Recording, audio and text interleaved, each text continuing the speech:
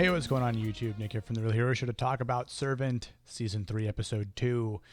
There will be spoilers in case you have not watched this episode just yet, but if you have, then let's continue on. So this episode is definitely talking more and more about Leanne freaking out. And because of that, what ends up happening is in the instances with the security company that's installing the cameras, right? She thinks one of them is holding a knife and he's holding a screwdriver because her knife is now missing. The one woman who goes into her bedroom that was just trying to calm down or have some alone time with her son Noah, and the whole pacifier thing. They did a really good job with that, I have to say. I wasn't sure if I believed her or not, but when you pause it and slow it down to like the high scrubbing motion, you can actually see that the pacifier was under the bed. So kudos to the directing, the writing to just make us almost believe it. Like I was in belief for a good minute, and I had to go back and I'm like, wait a second, is who do we believe? Do we believe the mother? Or do we believe Leanne because she's freaking out, and her freaking out more and more, we're sort of tending to maybe go with her side. At least I was. But again, that's another freak out. Poor Mr. Smiley, when there's that alone time when she pulls a knife on him, a kitchen knife, and makes him, I guess she doesn't make him, but he takes off his shirt in front of everyone, and it's just super embarrassing. I did like that follow-up shot, though, when Leanne's laying on the bed and it's vertical, even though it should be horizontal, because then you see Dorothy with Jericho, who's, she's holding him, but she's looking, like she's upside down or right side up, maybe. Anyway, you know what I'm saying. But the other interesting point here, too, is with the beehive. And again, I find it interesting with this beehive, a large beehive at that, to just be chilling at the top of the chimney. And it almost seems like something that large would have to have been there for a decent amount of time, and that there should have been some other sightings of bees, potentially. Now, I'm no bee expert, so I'm not entirely sure if in the event that something didn't cause them to get riled up, like the knocking down of a beehive down a chimney. So who's to blame? Is it the security people who set up the cameras and might have knocked it down, potentially? Or maybe it was the robber, the burglar, who might have knocked it down upon climbing on the roof.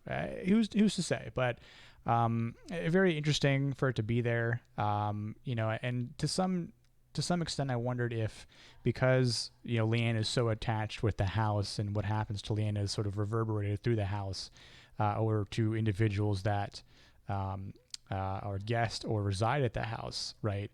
Like, I think in some cases it's almost maybe believable that Leanne caused the bees to be there, or maybe Leanne caused the bees to drop, the nest itself to drop, and be rattled up, because we do see the one bee fly around when she's in her room and then land on her, and she's talking to her on the wall, like, you want me to be afraid, you want me to run? But then we don't really see her until the scene with Dorothy in the bathroom, and she starts combing Dorothy's hair, and then Dorothy's like, it's so funny, but it seems like I'm cursed. Oh, yeah, you cursed. There's definitely this curse around you and around this house. We all know that. And I think it's interesting, again, because you've got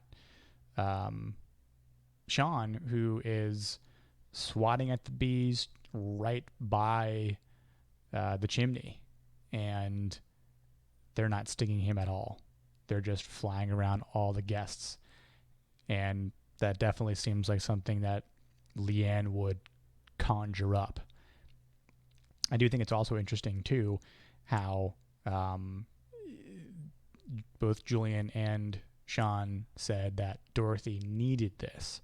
It it seems like a very faux stated aspect of being selfish and not doing it for Jericho per se, but doing it for herself. Like, she needs this attention, she needs this attraction, she needs this reliance from other people who don't really care for her at all. And we can see, you know, that there's the one mother, the one lady who, you know, straight up disrespected her in front of everyone. And then, you know, Dorothy had this very uncomfortable smile on her face when Leanne was sitting down next to her, you know, and again, it just, the whole thing just seemed so fake, and just super, super cringy as well. But I think because of the way they, you know, they organized it with the ambiance, the creepy sounds, right? Like, you can feel that tension, and you can feel like, they know that not referring to the overdose that we saw Julian have in season 2. No, there was a time before that, and she was in denial. But again, we know that he's had drug issues and addiction issues before. So it's not to say that she was too far off, but then again, it wasn't the place to bring that up or to say that, but I think that was intentional. Now, the bigger question is anyone there from this cult? Could have been that mother. I don't think it was the woman that went into Leanne's room per se, but again, it could have been. Any one of them could have been, or not. Maybe, again, this is just one of those things that the showrunners are trying to make us believe, that any single person could potentially be from the cult. However, I don't think any of them have been. At this point in time, I don't think we've seen one of them yet. I think based on next week's brief synopsis, I think we're going to see one of them when they go to, I think it's the market of the park. I think that's when we're going to start to see the first one, the first sighting of the cult. Because again, we only get 10 episodes, so we're a fifth of the way through the season. Leanne is continuing to freak out more and more.